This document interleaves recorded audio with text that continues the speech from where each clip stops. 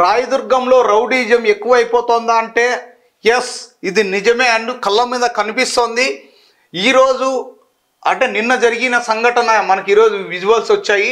రాయదుర్గం నియోజకవర్గంలో ఏకంగా ప్రస్తుత ఎమ్మెల్యే కొడుకు పెద్దత్త గారి అబ్బాయి అంటే కాలువ శ్రీనివాస్ గారి అబ్బాయి పెళ్లి చేసుకున్న వారి ఇంట్లో వాళ్ళ పెద్దత్త కుమారుడు చిన్న గుమ్మగట్ట కింగ్ అంట, అయినా గుమ్మగట్టకు మాఫియా లీడర్గా తయారైనాడు అంటూ రాయదుర్గంలో బహిరంగంగా వినిపిస్తుంది. ఇది నిజమా కాదా అనడానికి ఈరోజు మనతో చిందనూరు నాగరాజు గారిని అదే పనిగా మన స్టూడియోకి పిలిపించాను. నాగరాజు గారు దీనిపైన ఏం చెప్తారు? ఇది నిజమా? ఇది బెస్త కులస్తులకు చెందిన స్థలం అంట, ఇది వాళ్ళ కోసం శ్మశానాలకు కేటాయించారంట. ఇది ఎంత మాత్రం నిజం నాగరాజు గారు? దీనిపైన మీరు ఏం చెప్తారు? 100% 2014లోనే వాళ్ళ కోసం కలెక్టర్ గారు శ్మశానం కోసం. వీళ్ళంతా బెస్త కులస్తులా? అవునండి, వీళ్ళు స్థానికులు బెస్త కులస్తులు. ఇదేదో లెటర్ కూడా ఇచ్చినట్టున్నారు. ఇది కలెక్టర్ గారు ఇచ్చిండే. మహారాజశ్రీ అనంతపురం కలెక్టర్ దివ్య సమూన ఇది 2014లో ఇచ్చిండేదండి. ఇది 2014లో. అప్పట్లోనే అక్కడున్న లేడీ తహసీల్దారు వీళ్ళకి తాలూకా బెస్త సంఘం. అవును, సిద్ధప్ప ఎవరు అని ఇచ్చారు. ఏమిటి గౌరవనీయులైన ఎమ్మెల్యే గారికి మొన్న రీసెంట్ గా ఒక గొడవ జరిగిందండి అక్కడ. రాయదుర్గం తహసీల్దార్ గారికి ఒకటి ఇచ్చారు 2011లో. ఇవి వాళ్ళ సిగ్నేచర్స్. వీళ్ళల్లో ఎవరు? వీళ్ళంతా చాలా మంది ఉన్నారు. అంజనమ్మ, చిన్న, చంద్రకళ, రామాంజనమ్మ వీళ్ళందరూ కూడా ఉన్నారు. లక్ష్మి వీళ్ళంతా కూడా గంగపుత్రులే. ఇది ఆ ఊర్లో ఇది ఎంఆర్ఓ గారు. ఈయన ఎంఆర్ఓ గారు ఆ రోజు గొడవ జరిగిన రోజు అక్కడికి వెళ్ళి విచారణ అనేది జరిపాడు. కొంతవరకు విచారణ జరిపి నాకు శ్మశానాలు కనిపిస్తున్నాయి. అదే ఈ శ్మశానం కోసం ఇచ్చిండేటివే కదా ఇవి. అక్కడ శ్మశానాలు ఉన్నాయి, మరి శ్మశానం పక్కన అయ్యప్ప గుడి అంటారు ఏంటి? అంటే శ్మశానాలు కూడా తక్కువ వచ్చినాయి గుళ్ళు కట్టుకోవడానికి. అంటే నాకున్న సమాచారం ఏంటంటే ఇక్కడ మట్టి అంతా ఉంది కదా, ఈ కొండంతా, ఈ మట్టంతా తరలించడానికి ఇది ఒక ఎత్తుగడ మట్టిని అమ్ముకొని ఈ స్థలం ఖాళీ ఏర్పడిన 50 సెంట్లు. అవునవును, నిజమేనా? 50 సెంట్లు అనేది వీళ్ళకి ఇచ్చిండేది. మొత్తం తీసుకుంటే కొండగుట్ట అంతా క్లీన్ చేయాలనే ఆలోచన కదా. నిదానంగా కొండ కరిగించాల. ఇప్పుడు కరిగించేసి ఇప్పుడు అక్కడున్న మట్టిని వేలాది రూపాయలకి, లక్షలాది రూపాయలకి తరలిస్తారు. ఎవరు చిన్న అనే వ్యక్తి? అంటే నాకున్న సమాచారం అంటే కాలువ శ్రీనివాస్ గారు అబ్బాయి చిన్న వాళ్ళ పిన్నమ్మ కూతుర్ని ఎవరు పెళ్లి చేసుకున్నాడంట. అంటే కాలువ శ్రీనివాసులు గారి అబ్బాయి పెద్ద అత్త కుమారుడే ఈ చిన్న.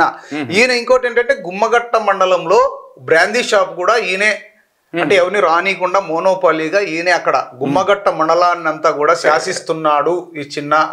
యాక్చువల్ గా మేము ఈ సంఘటనలు చూసిన తర్వాత నేను రాయదుర్గంలో ఉన్నామా బీహార్ లో ఉన్నామా అనేది నాకు అర్థం కావడం. మీరే అంత చెలరేగిపోతున్నా, మీరే ఆ మాట అనడం కరెక్ట్ కాదు. నేను దేనిపైన చెలరేగుతున్నా? అవును, వీళ్ళందరి మీద మీరు ఫైట్ చేస్తున్నారు కదా. అవును, బీహార్ లో అదే ఇన్ని అన్యాయాలు అక్రమాలు జరుగుతా ఉంటే అడిగే ప్రసక్తే లేకోకున్నట్ల మనం అవును మనం సభ్య సమాజంలో ఉన్నామా లేకుంటే ఇంకెక్కడన్నా ఉన్నామా అని ఆశ్చర్యం అవుతుంది. ఒక లేడీని ఎట్లా తోస్తున్నాడు చూడండి.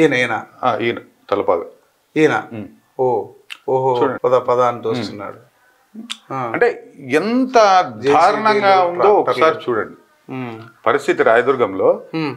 ఈ రోజు మీరు ఈ విజువల్స్ పెట్టడానికి గానీ ఈ విజువల్స్ రిలీజ్ చేయడానికి గానీ కలెక్టర్ గారు ఇచ్చిన ఆర్డర్ ఇది. జేసీబీలు. ఇదేంటిది? ఇది వచ్చేసి బీటీపీ లేఅవుట్ ఉంది కదా, లేఅవుట్ కానుకొని హాస్పిటల్ ఒకటి ఉంటుంది రాయదుర్గంలోనే. బీటీపీ లేఅవుట్ అని ఇవన్నీ జగనన్న కాలనీస్ ఇల్లు. దీనికి ఆనుకొని ఉన్న ప్రభుత్వ స్థలాన్ని ఒక గుట్టని చదువు చేసి కొంచెం మాయం చేసి ఇట్లా చదురు చేసి 1 ఎకరా పైకి ఈడ కూడా ఒక గుడి కడతారట. గుడి సాకు గుడి వెనక నాసామి అంటూ మట్టి తరలిచ్చినారు. సుమారుగా వచ్చిండే డబ్బులు అలా వచ్చింది తరలిచ్చి. ఇది అమ్మితే ఇప్పుడు యాక్చువల్ గా ఇక్కడ దాదాపు 1.5 CR ఉందన్న ఇక్కడ. ఇప్పుడు ఈ స్థలం అంతా ఖాళీ. ఈ స్థలం అంతా ఖాళీ. ఇప్పుడు ఇది కబ్జా, ఇది కంపల్సరీ కబ్జా. ఇప్పుడు అధికారులు దీని నుంచి ఏమైనా స్పందించి మారితే చెప్పలేము. అధికారులు ఎట్లా మారుతారు? అధికార పార్టీ ఉన్నప్పుడు అధికారులకు అంత ధైర్యం ఉండాలి కదా. మీలాంటి వాళ్ళు ఏం చేస్తున్నారు? ఇదో బెస్తలకు కేటాయించిన భూమిపై దౌర్జన్యం తగదు. సర్వే నంబర్ 110లోని కొండ పోరంబోకు 50 సెంట్ల స్థలం. అంటే ఇప్పుడు 50 సెంట్లుగా ఇది కాకుండా ఇంకా ఎక్స్ట్రా కొండ గుట్టలు కూడా స్వాహా. ఓ ఇది కూడా ఉంది కదా, ఇది ప్రభుత్వ భూమి అని. అవునండి, ప్రభుత్వ భూమే. ఇప్పుడు జరుగుతా ఉండేవన్నీ ప్రభుత్వ భూములే. మీరు ప్రైవేట్ ల్యాండ్ అనేటట్టుంటే మీరు నన్ను పిలిపిరు, నేను మీ దగ్గరికి రాను. అందుకే క్లారిటీ తీసుకుందాం, ఇది నిజమా కాదా, దీని వెనక. ఎందుకంటే ఇది ఎంత మాత్రం నిజమా? 100%. మీరు ఇంకా చూడండి, చిన్న ఎవరు ఈయన? గడ్డం పక్కన ఈ అబ్బాయి.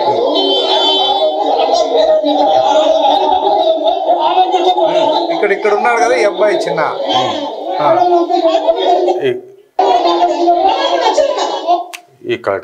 ఓ అంటే గుమ్మగట్ట మాఫియా చిన్న అనుకోవచ్చు. అంటే గుమ్మగట్ట మండలంలో ఒక రకంగా ఒక మోనోపాలీగా వెళ్తున్నా. అంటే ఈ గొడవ కూడా చూస్తున్నాం మనము.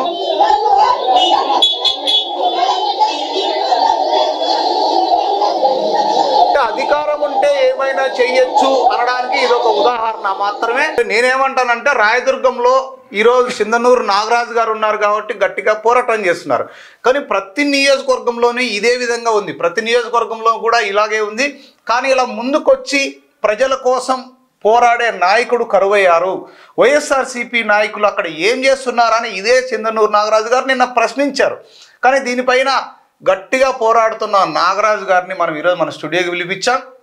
ఇక్కడ ఏం జరుగుతోంది, ఈ బెస్తలకు సంబంధించిన ఈ సర్వేర్ 50 సెంట్లు సమాధులు కని ఇచ్చింటే అది కూడా చదును చేసి దాదాపు దాన్ని ఎకరా పైన దాన్ని చేసుకొని అయ్యప్ప స్వామి గుడి పేరు చెప్పి ఆ మట్టి తరలించుకుంటూ దాన్ని డబ్బు చేసుకుంటూ మళ్ళీ ఆ స్థలం కూడా స్వాహా చేయడానికి ప్రయత్నం చేస్తున్నారు అనేది బెస్త కులస్తులు అక్కడ అడ్డుకున్నారు. దీనిపైన నారాజు గారు కూడా అదే చెప్తున్నారు. దీనిపైన ఇందాక చెప్పాం మనం, స్వయాన కాలువ శ్రీనివాసులు గారి కోడలకు బంధువు తమ్ముడు ఏమవుతాడు చిన్న. ఈ చిన్న కనుసన్నల్లోనే ఇదంతా జరుగుతుందంట. గుమ్మగుట్ట మండలంలో కూడా బ్రాందీ షాప్తో పాటు మట్టి స్థలాలు కబ్జాలు ఇవన్నీ కూడా ఆ చిన్న ఆధ్వర్యంలోనే నడుస్తున్నాయని విన్నాం. ఆల్రెడీ రాయదుర్గంలో 2 ఇసుక ఇంతవరకు మొత్తం ఇసుకే. ఆ ఇసుక గురించి కూడా మనం చూపించాం మన ఏపీ 39 టీవీలో, అది కూడా మీరు చూడొచ్చు ఒకసారి. వదల బొమ్మాలి వదల అని మనమే పెట్టాం.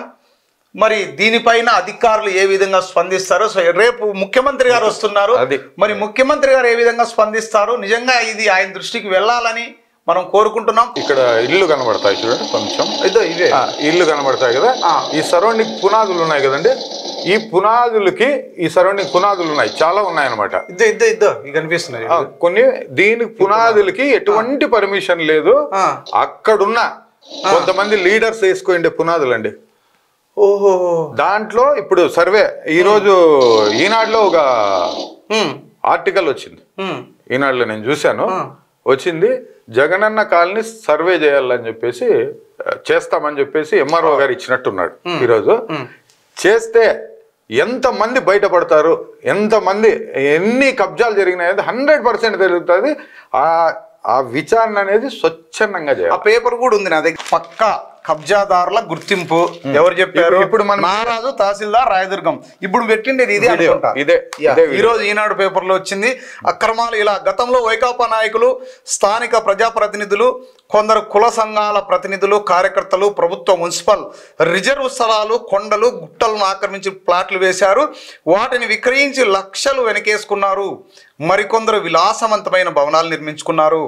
జగనన్న లేఅవుట్లలో వైకాపా ప్రభుత్వం 1 సెంటు స్థలం ఇవ్వగా కొందరు ధనవంతులు 4-5 ప్లాట్లను కొనుగోలు చేసి హౌసింగ్ పథకం కింద ఇల్లు నిర్మించుకున్నారు. స్థలాలు విక్రయించిన లబ్ధిదారులకు ఇకపై స్థలాలు, గృహాలు మంజూరయ్యే అవకాశం ఉండదు అంటూ రాశారు. మరి దీనిపై పక్కాగా లబ్ధిదారుల గుర్తింపు అంటూ కూడా తహసీల్దార్ గారు చెప్పారు. పింఛన్ల పంపిణీలో పూర్తయిన వెంటనే లేఅవుట్లో కబ్జాదారులను గుర్తించే ప్రక్రియ ప్రారంభిస్తాం. ప్రత్యేక బృందాలు వచ్చే నెల 31లోగా సర్వే పూర్తి చేస్తారు. లేఅవుట్లలో అనర్హుల ప్లాట్లను తొలగించి అర్హులకు కొత్త పట్టాలు మంజూరు చేస్తాం. రాజకీయాలకు అతీతంగా నాయకులు సహకరించాలంటారు. ఇది జరుగుతుందంటారా నాగరాజు గారు మీరు అన్నట్టుగా? రాత్రి దాదాపు 8:30-9 టైంలో నేను ఎంఆర్ఓ గారికి ఫోన్ చేశాను. దేనిపైన బెస్తల భూమి పైన చేశాము. ఇంకొక విషయం ఏమంటే అక్కడ అసైన్ ల్యాండ్స్ కూడా రిజిస్ట్రేషన్స్ జరిగినాయి. నేను మొన్న మాట్లాడాను మీకు దాని విషయం కూడా మాట్లాడాను నేను. కానీ దానిపైన మాత్రం సీఎం గారు ప్రోగ్రామ్ అయిన వెంటనే ఆయన సర్వే చేయించి వాస్తవానికి వాళ్ళకి సంబంధించిన ఆ సమాధులకు సంబంధించిన స్థలాన్ని వాళ్ళకి ఇప్పిస్తానని చెప్పేసి ఎంఆర్ఓ గారు నా దగ్గర చెప్పారు. నైట్ చెప్పడం అయితే జరిగింది. ఓకే, నిజంగా ఎంఆర్ఓ గారు చేస్తే అంటే గతంలో కూడా వైఎస్ఆర్సీపీ ప్రభుత్వంలో అక్రమాలు జరిగినాడు కూడా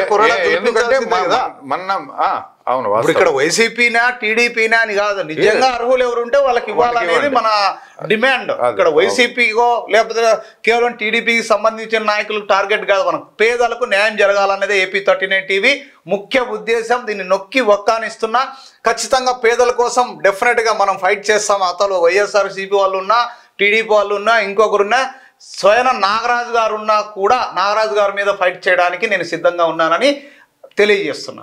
నాగరాజు గారు ధన్యవాదాలు. Thank you. మేమున్నా, మా కార్యకర్తలు ఉన్నా కూడా ఎవరిని వదలబోను, వదలకండి. రైట్. Thank you. ఓకే.